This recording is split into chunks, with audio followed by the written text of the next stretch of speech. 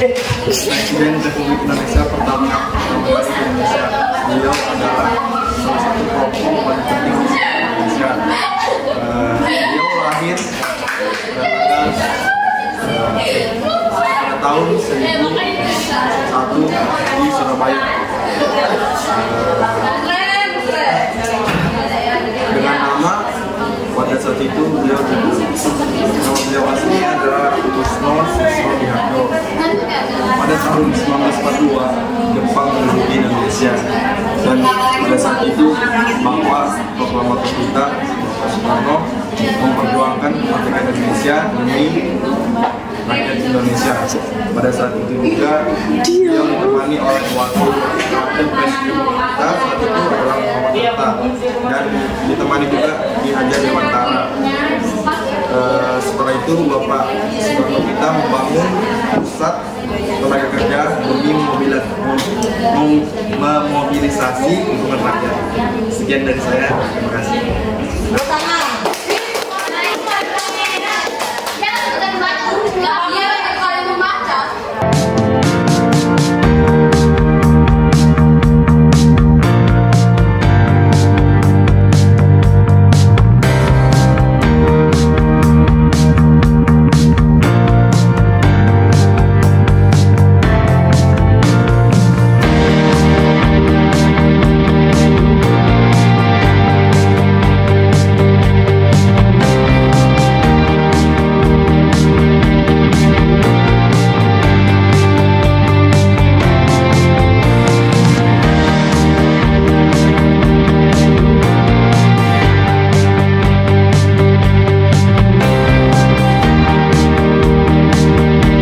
Oke.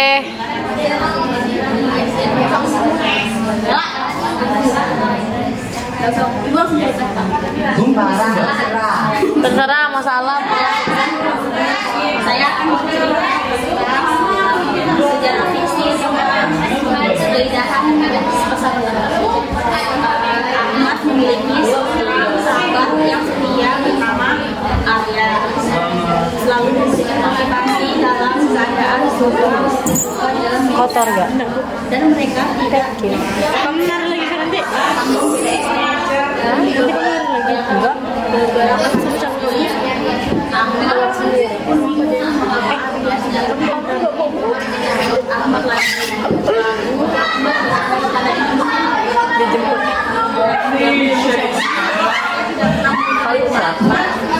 akhirnya Masuk ya sih suara kita masih. Masuk. namun tidak ada jawaban. Lalu Ahmad memberanikan diri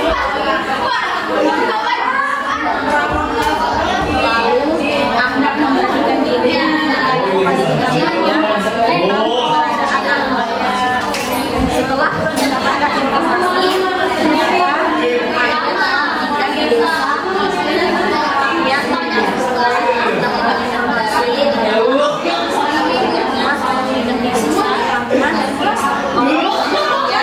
dari pekerjaannya dan kembali bekerja di desa sebagai seorang petani. Lalu Ahmad pun pamit sedih dan pada Ahmad pun menjawab, aku ingin sekali ada ayah. Lalu ayah berkata pada Ahmad, kalau itu kembalikan membuatmu senang, tahu informasi tentang keberadaan ada di desa. Akhirnya Ahmad pun mendapatkan informasi tentang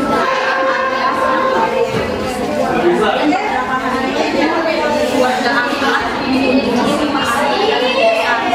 Kedatangan keluarga Ahmad disambut baik oleh keluarga adat. Ayah pun meminta maaf kepada Ahmad karena tidak sempat memberikan kabar dan memberitahu Ahmad tentang dia sedang di desa. Lalu kedatangan ayah Ahmad ke rumahnya Arya adalah untuk mengajak Arya untuk tinggal bersama dan semua biaya pendidikan Ahmad Arya sudah ditanggung oleh keluarga Ahmad selama ayah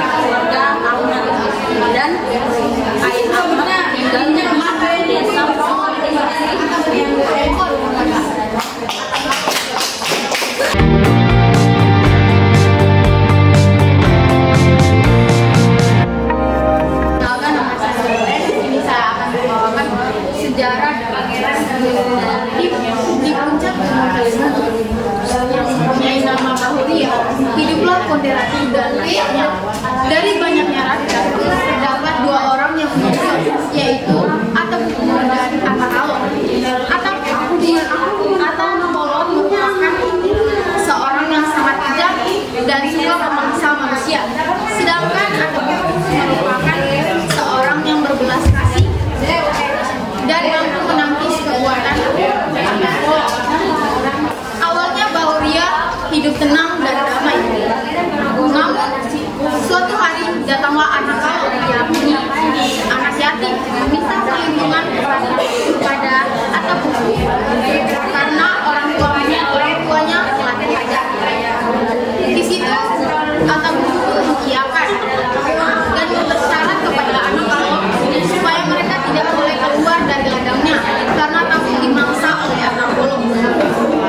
Rasa cemas atap buku terbukti ketika atap bolong mencium bau mangsa dari anak bolong. Di situ atap buku memohon kepada anak bolong agar memangsa anak kalau sampai hidup. Namun saat anak kalau telah dewasa, atap buku melawan anak bolong. Namun di saat melawannya, ia menyadari bahwa ia tidak mampu melawan anak bolong. Jadi ia kabur.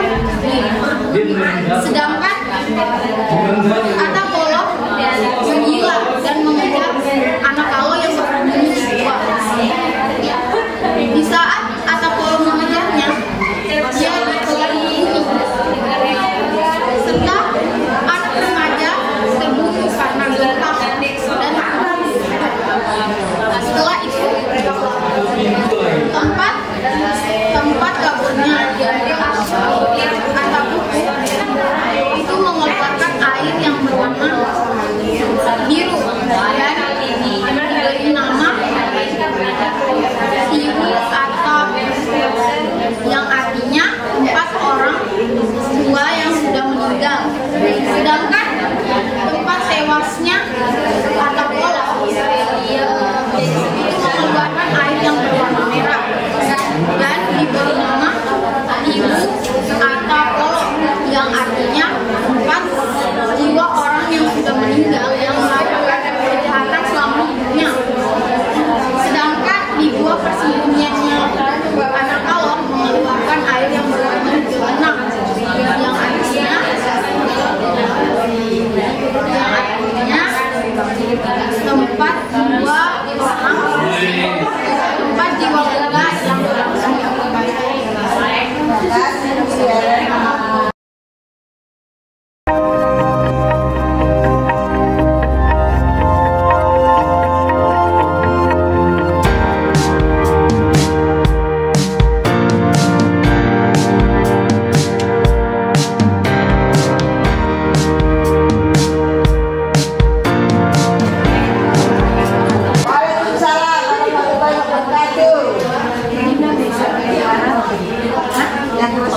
Indonesia bagian barat terdapat seorang pahlawan wanita bernama Cunya Dian. Cunya Dian keturunan dari bangsawan lahir pada tahun 1898. Cunya Dian bekerja selama 20 tahun. Cunya Dian masih mendampingi Teguh Umar menjadi tidak membuat Cunya Dian pantang menyerah. Setelah kurang menentang namanya, Cunya Dian setahun bersama pasukannya dan Cunya Dian diikuti sebagai raja yang tekadnya sangat melawan pasukan kerajaan.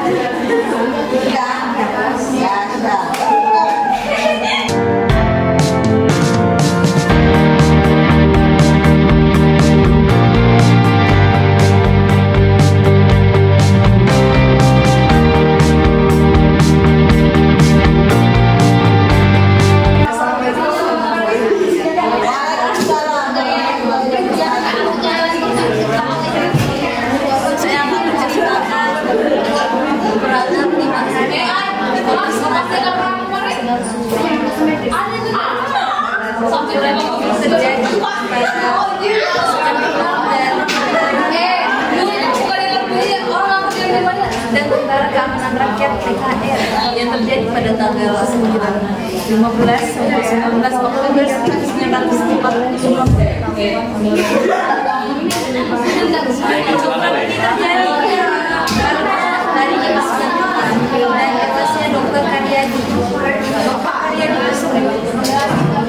adalah dokter kepala Dinas Pusat Wuhan yang tewas ditembak oleh salah satu tentara Jepang. Ini diperiksa dia.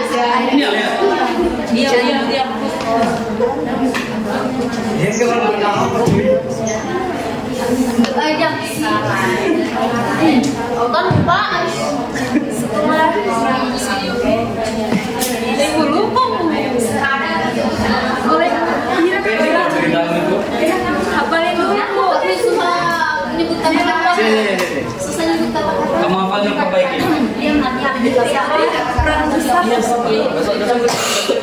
Dokter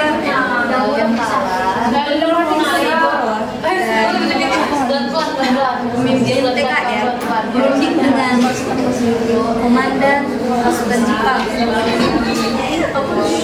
dan setelah peristiwa perang tersebut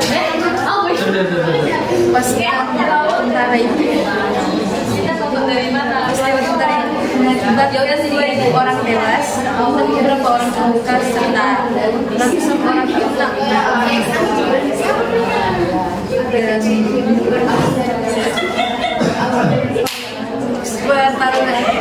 Pertempuran tersebut terjadi di 4 titik, salah satunya di Kota Semarang dan Jombang,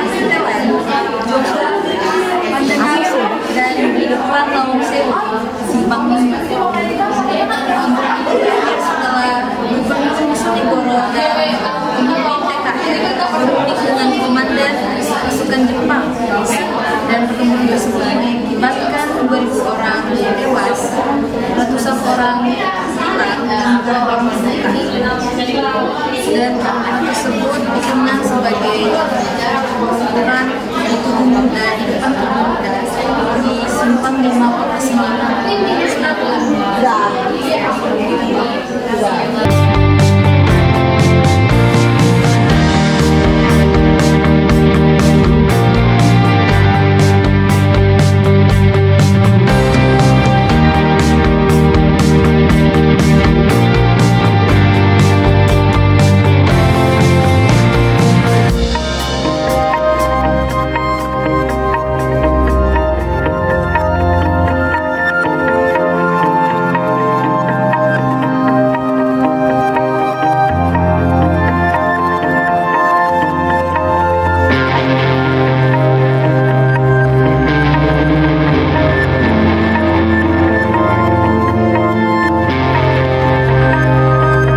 Dahulu kala di sebuah lautan hiduplah seekor hiu yang bernama Sura, dan di sungai hiduplah seekor buaya yang bernama Baya. Baya dan Sura tidak pernah ampun dalam merebutkan angka. Baya dan Sura sama-sama kuat, cerdas, ikhlas, dan rafiq. Mereka selalu berkelahi dan tidak ada yang menang dan tidak ada yang kalah. Pada suatu hari Baya dan Sura merasa bosan karena selalu bertengkar merebutkan mangsa. Akhirnya mereka membuat perjanjian, Baya yang mencari mangsa di sungai dan Sura yang mencari mangsa di lautan. Pada suatu hari Sura merasa bosan makan ikan asin yang ada di lautan. Akhirnya dia pergi mencari mangsa di sungai.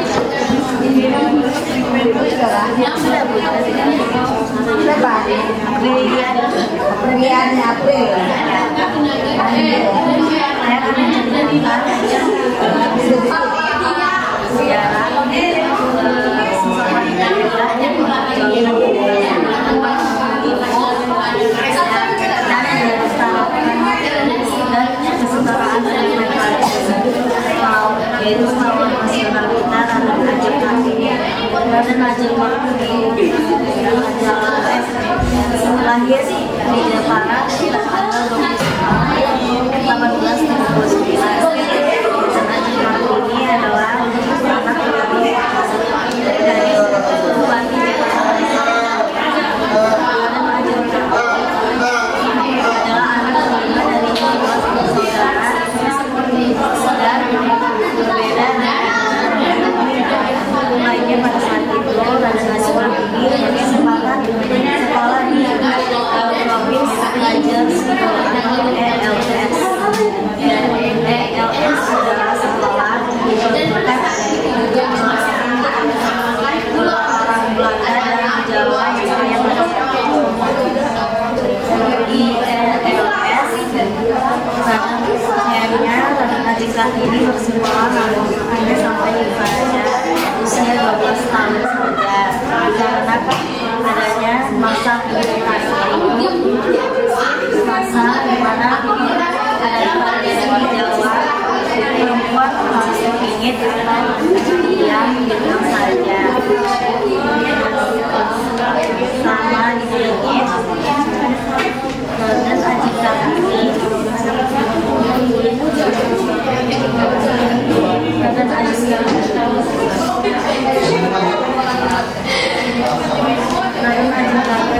karena dipingit pada Ajeng tidak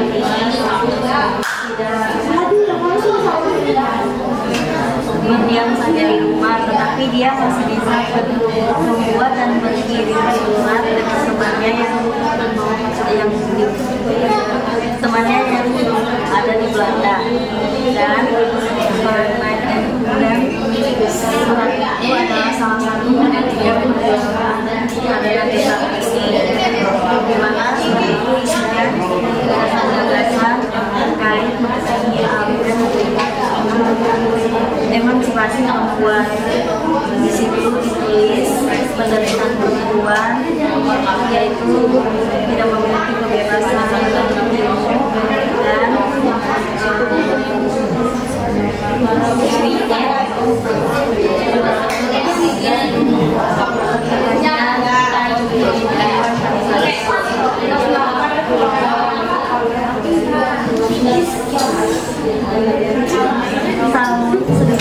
1903 saat ini menikah dengan panggil karena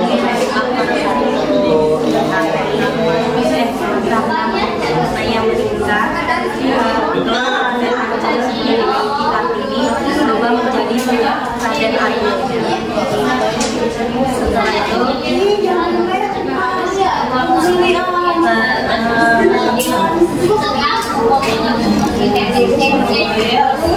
Kartini tidak menyerah terhadap cita-citanya yaitu menyelamatkan perempuan dan perempuan. Karena itu ia menjadi guru. Di situ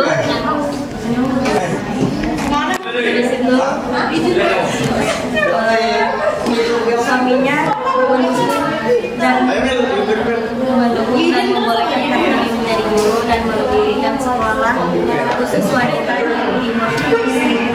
pintu gerbang perkantoran PPK. Setelah menikah, Raden Ajeng Kartini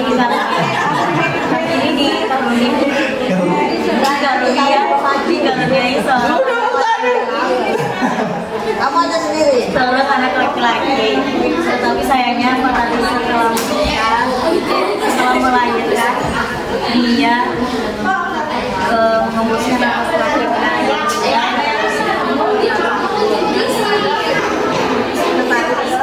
perjuangannya tidak sampai karena sudah begini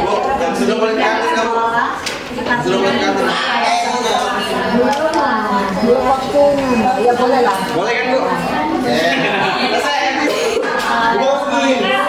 Awalnya berdiri di Semarang saja, tapi sudah berpindah ke Surabaya, Malang, Madiun, dan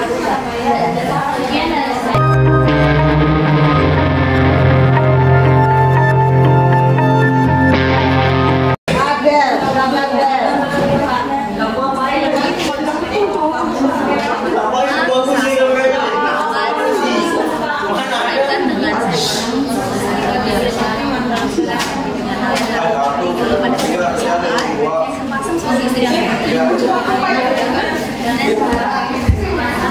juga untuk memiliki anak karena pada saat itu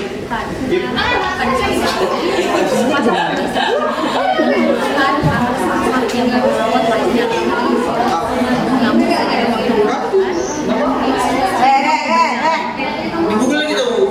anak saya tersebut besar dan tidak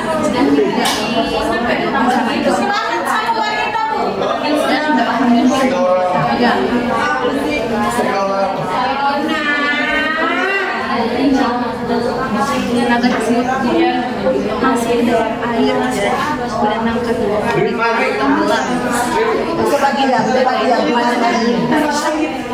Ada nasi yang sama setelahnya pelatihan muncul dari yang berujung oleh yang menjadi bayi berkondisi adalah sebagai putri kehamilan lebih suami mencari menjadi bukan lagi betapa air dan seperti kawasan menjadi nilai seperti wajah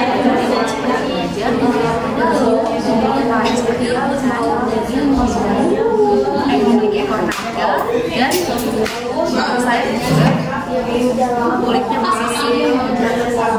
Pada saat aksi masih remaja, ia didatangi oleh Raja Cina. Raja Cina pun macam bentuk sang ayah. Dan jika Raja Cina memberinya hasil baikkan tersebut hasil besar beserta isinya. Jika ada kesalahan salah, ia harus diberikan Raja Cina. Itu sampai dilakukan. Raja Cina diam-diam memperbaiki saat ada masalah bisa waktu kembali ke negara.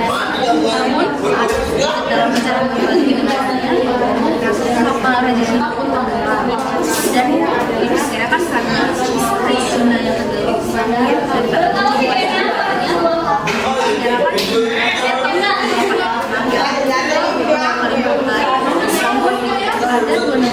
dan Banaga yang menghadap serta 8 naga tersebut kalah dan melewati arah samudra. Aji Batara Agung pun datang ke tempat pertarungan tersebut, tetapi 8 ekor naga tersebut berenang ke arah samudra. Menjadi 8 balik 8 dan